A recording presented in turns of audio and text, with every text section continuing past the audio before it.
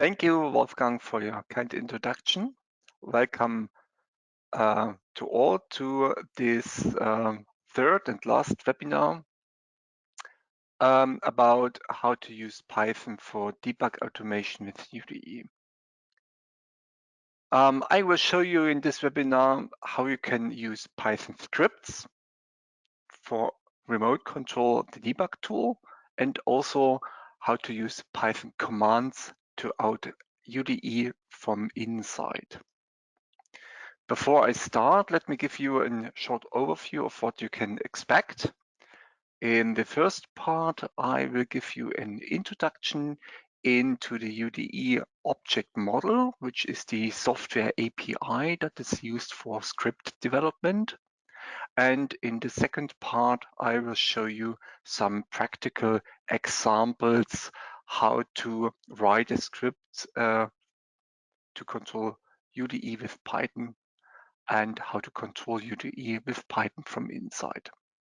So let's get started with some introductions. What we want to do is basically control the debugger by other software. We call this UDE automation. This includes automation of debug tasks and also test automation. We believe that this is one of the most important features that helps to speed up embedded development. And this is one of the reasons to make this feature available for all the users of UDE. So the UDE automation feature is part of each base license of the debugger, and it comes without any additional license fees. I think that are good news. The heart of the UDE automation is the UDE object model, which is an open and flexible software API that provides access to all the debugger functions.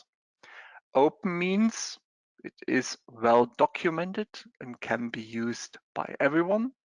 And flexible means it can be used by internal macros and scripts, by external scripts, and it can also be used as an interface for coupling of third-party tools to the UDE. So you see that the scripting capabilities are only a part of the whole UDE automation feature of UDE. The UDE object model is based on the component object model COM from Microsoft. This is a deeply integrated and widely used technology and a quasi-standard and can be used with many scripting and programming languages. This offers some advantages.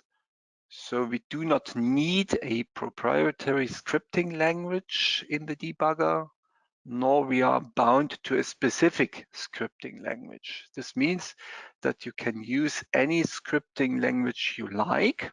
So you can use or you can work with your existing knowledge and your preferred tools, and you don't need to learn any new syntax. Despite this fact, I will show you later on how to use Python as a specific scripting language, which is nowadays very popular. And I think this is a very good way or a very good starting point for automate debugging with UDE.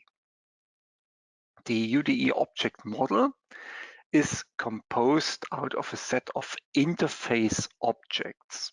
These interfaces provide access to almost all the debugger functions shown here on the right side in this picture. Only some examples, of course. So for example, there exists an interface for the so-called core debugger, which can be used to perform, for example, go or break actions for a specific core. And in general, each interface object provides functions for doing something and properties for setting or getting something. You will see it in the examples later on. The objects of the UDE object model are hierarchically accessible. We start from a top-level object, and each object provides properties to obtain the next lower objects in the hierarchy. At the very top, there are two objects that are used as a starting point to get all the other objects of this object hierarchy.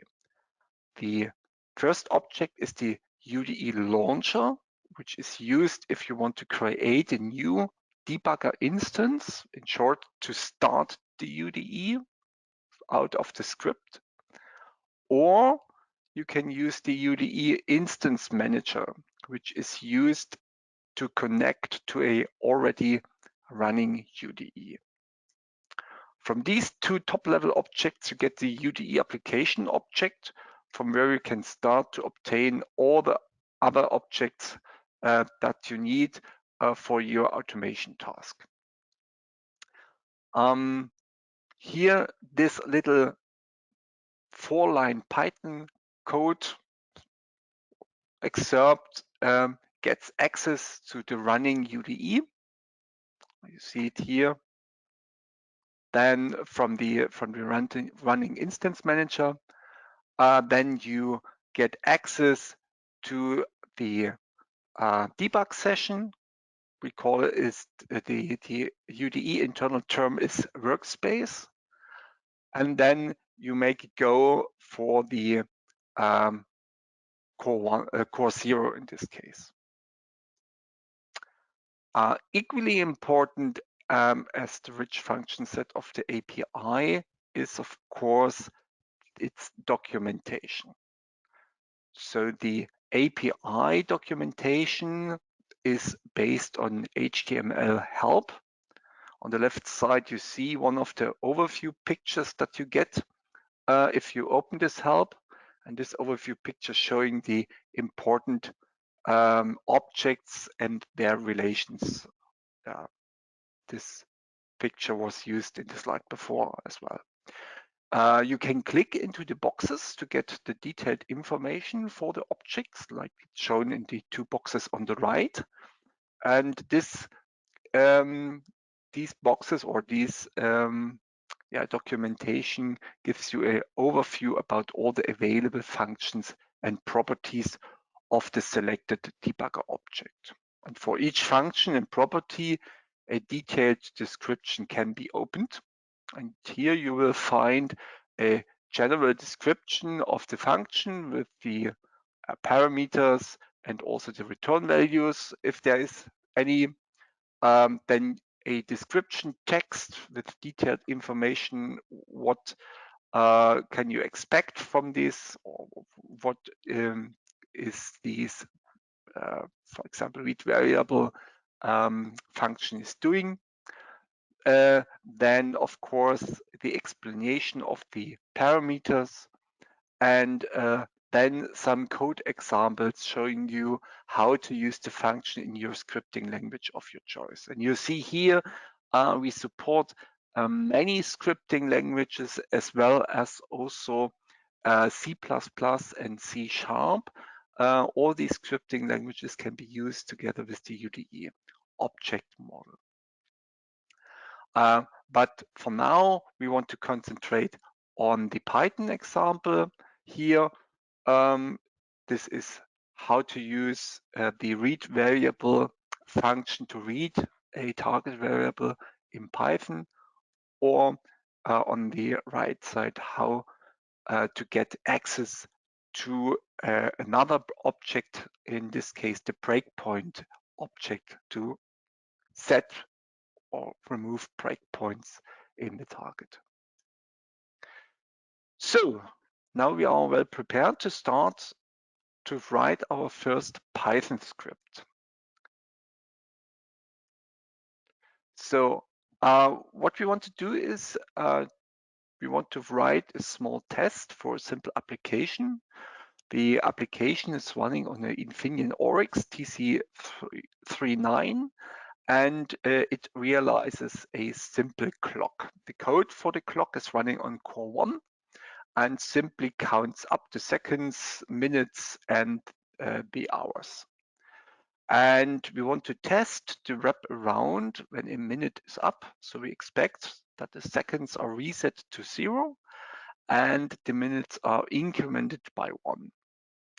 For the test, we use the new UDE 2021 and the hardware setup that is shown here in the picture on the right side with a UAD2 Pro that is connected using the DAP adapter to the DAP interface of a Infineon triboard. For developing the script, I will use the Anaconda Python distribution and a very nice browser tool named GPython Notebook that allows us to interactively develop the script. Okay, let's jump to the UDE and the GPython Notebook. First, I open a workspace debug session. I have already prepared one, which loads automatically the application and flash the application to the target system. Okay, and you see here we have some code. For example, this is these are the main functions of core 1 where the clock is updated. So for each for the seconds and the minutes and the hours, we have several functions that are executed to update the clock, and the clock is represented by the variables, by global variables, g seconds, g minutes, g hours. So on the here I have opened this is the right one. I have opened already a prepared script here. Due to the time of this webinar, I have decided not to create a script from scratch. So I have prepared it before, and we want to go through some of the most important statements here in this script. So this is this is the GPython notebook running in the internet browser. It's a very nice tool. You have here some cells that you can use to write your code, and you can execute each cell separately to test what you have done and to check if it's working as expected. The first thing what we have to do in if you start to write a script here is to import some libraries, system, operating system, time, etc. And the most important one is this vim32com.client library, which allows us to communicate with COM to Windows applications like the UDE is. So we execute this and load the libraries. There's no output here. First, I'd like to clear all outputs. I forgot this.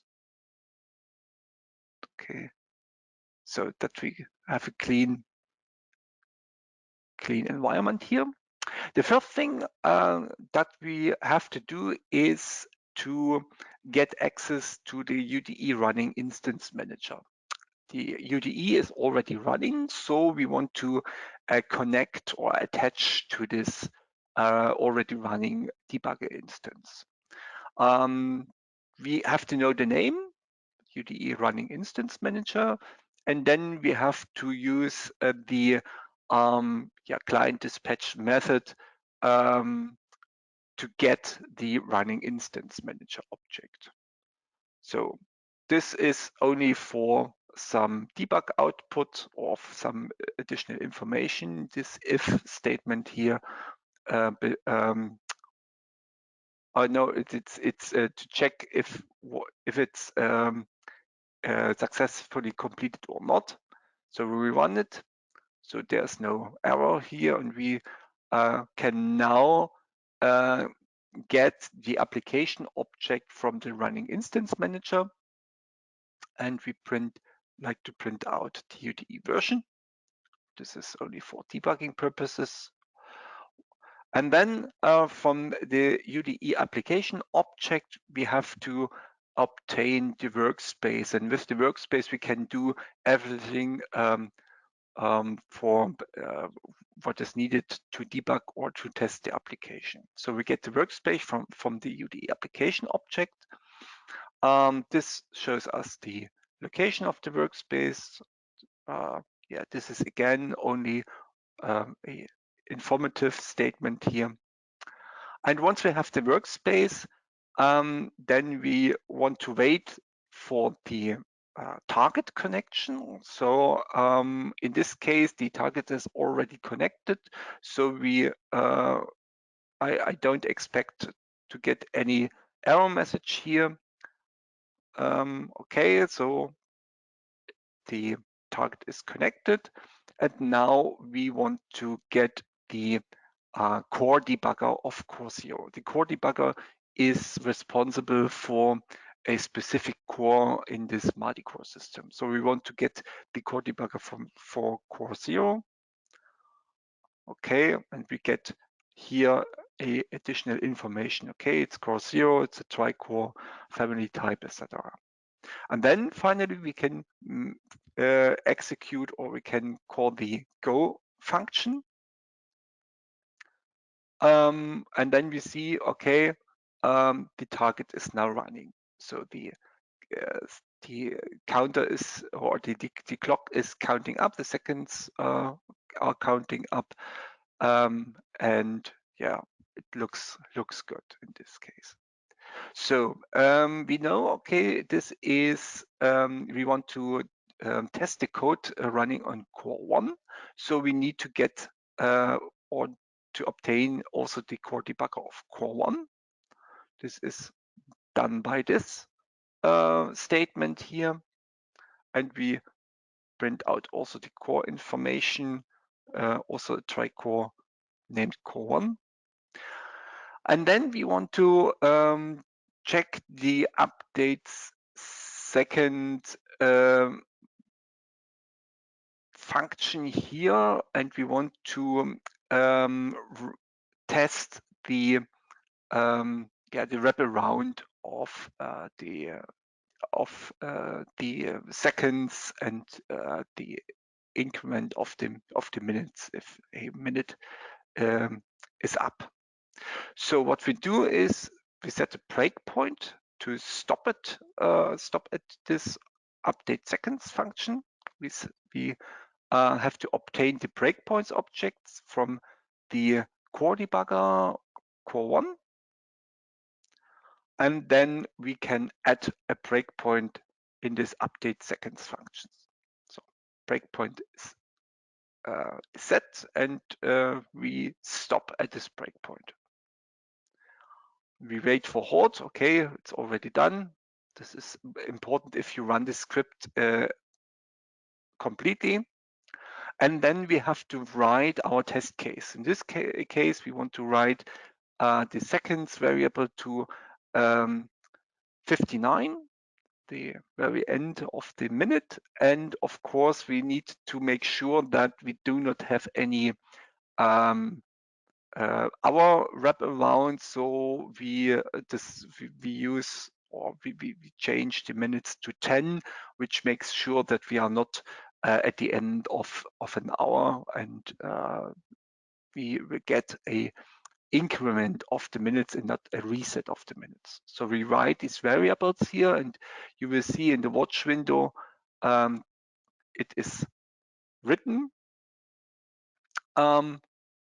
This is only for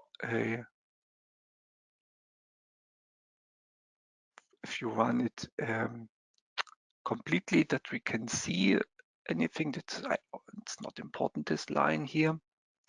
And then we want to go or we want to start again and want to check at the end of the update seconds if we get the right results. So we remove the breakpoint here and we set a new breakpoint at the end. We wait a second. Again, it's not important, this one. And we wait for the halt. It's already halted now. And we are now at the end of this function. And then we read the variables with the read variable function of the core debugger.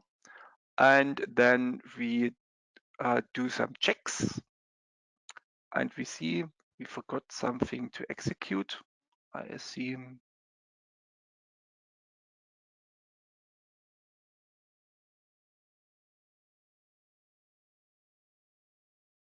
I've skipped one of the cells here. Maybe this one. Set breakpoint.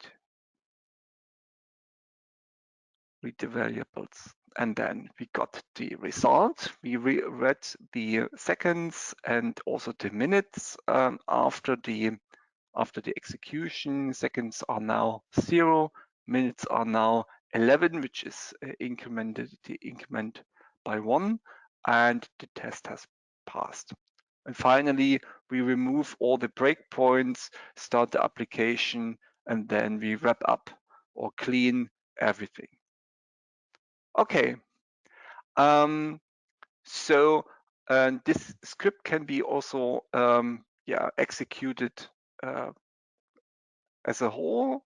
And I show you this. I have added some more wait statements here just to show you how it works in the UDE, so that you don't miss any step here. So let's run it again. So you see now the breakpoint is set. We stop at the breakpoint. We set the variables here.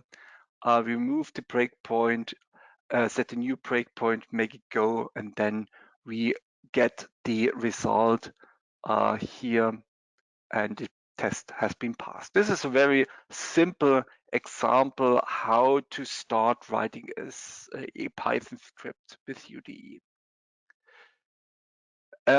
This was an example, or this can be also saved as a Python script, a complete Python script. Save as write some to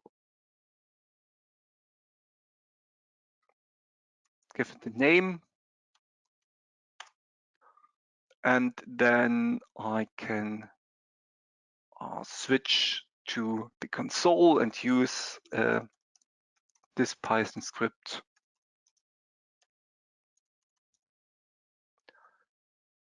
And call it and execute it from the console, and you see, okay, we get the same outputs. We hit the breakpoint, we set a new breakpoint, and finally we get the results. And this was saved. This is I think it's,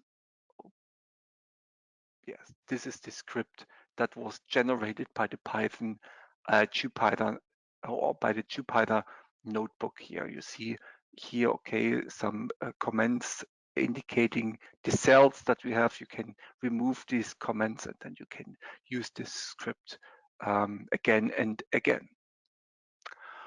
Okay.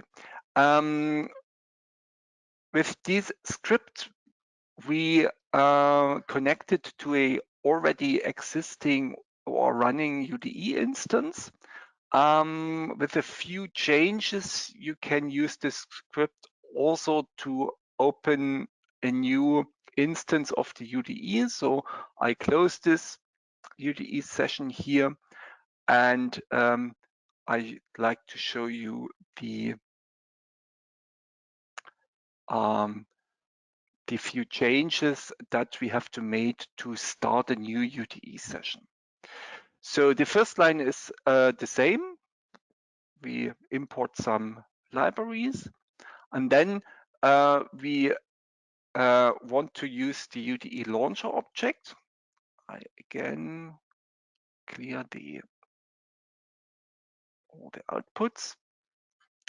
The UDE launcher object by this name. So we got the UDE launcher, which is the second top level object that you can use to get the UDE. Then we set some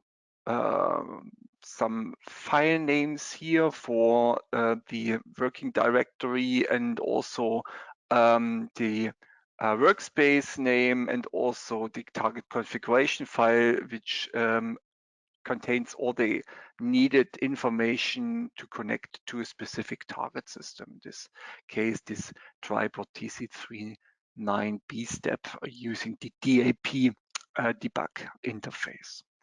So we set the working directory and all the files here, and then we call or we ask the launcher to get or open a UDE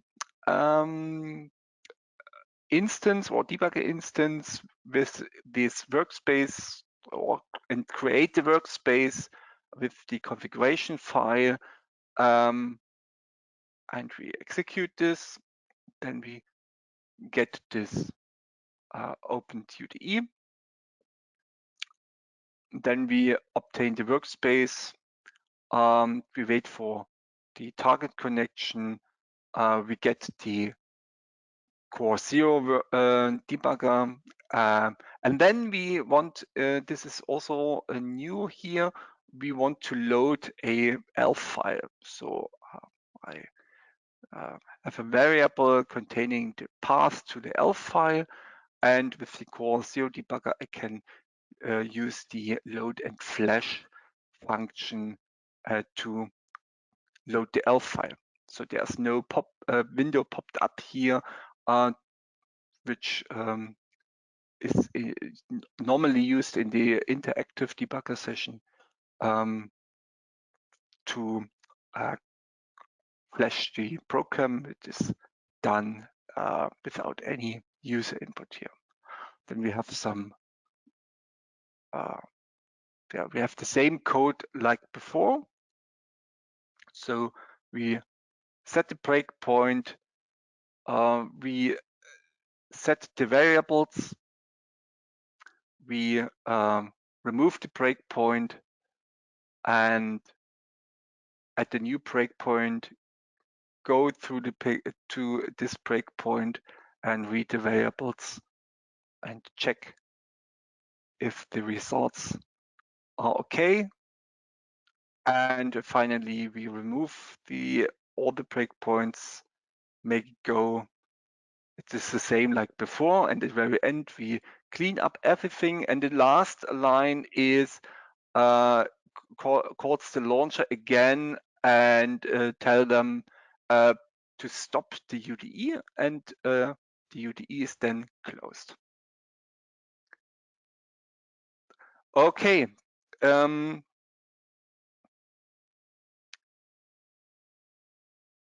This was a example or two examples of how to write a script to get or to get access to the already running UDE or to open a new UDE. And now I'd like to show you a new feature, the Python console inside the UDE. Yeah, Python has become so popular that we decided to add an internal Python console for those of you who don't like to click the mouse a lot. So in this Python console is a window inside UDE that understands UDE commands as well as Python. And you can easily write your own commands into the console and then execute them instantly without any mouse click or clicking to some of the toolbar buttons. And I'd like to show you this now. I open a new UDE instance.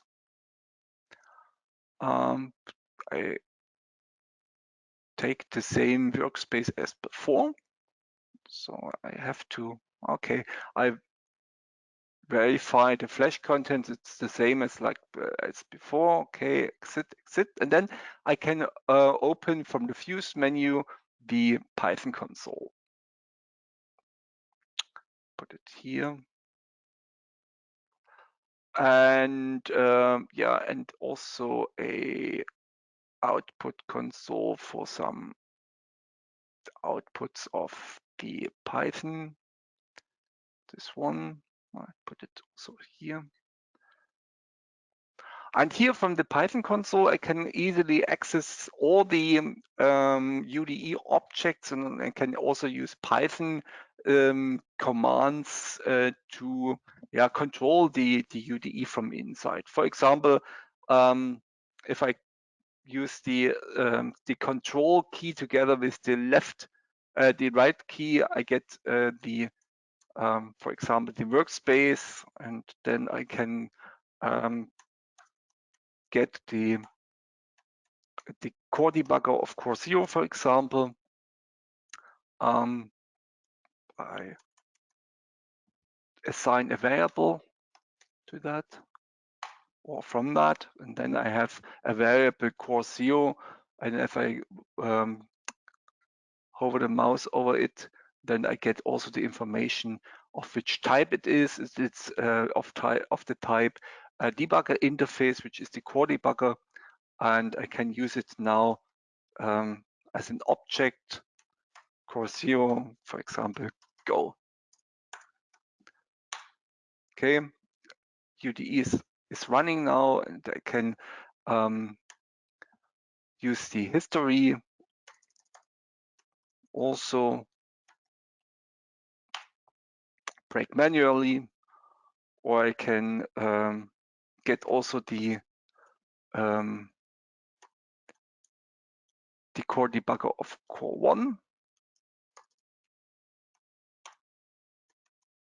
and execute and can then change the seconds variable by using the write variable function to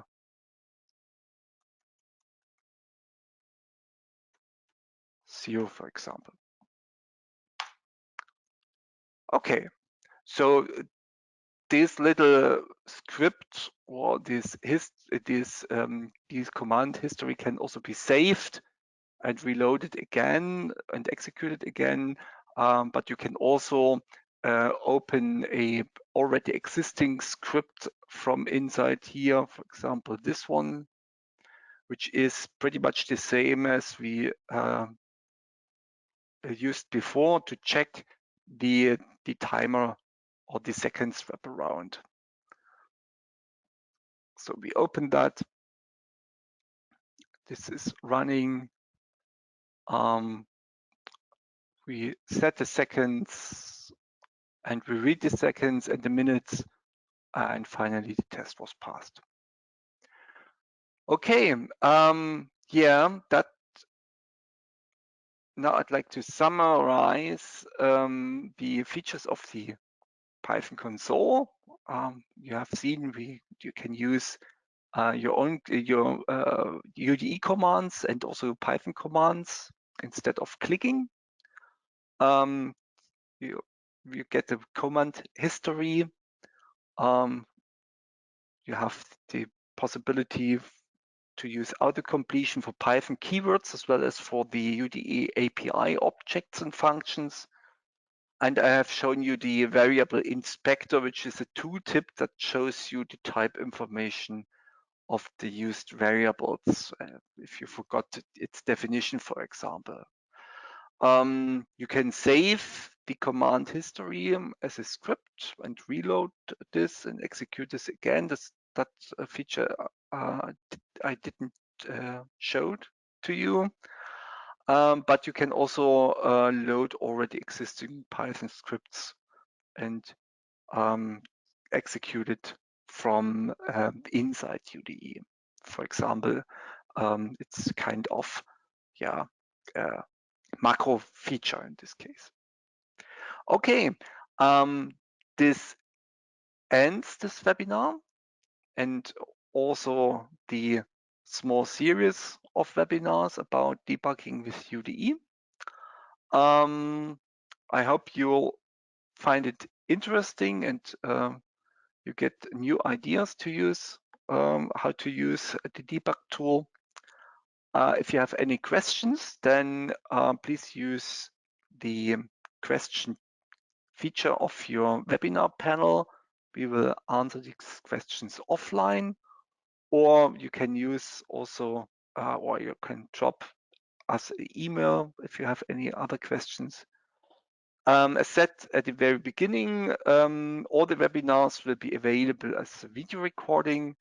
We will provide links to the webinar videos at the PLS website, and or you go to the YouTube channel of Hitex Germany Hitex to get the recordings. Okay, thank you very much.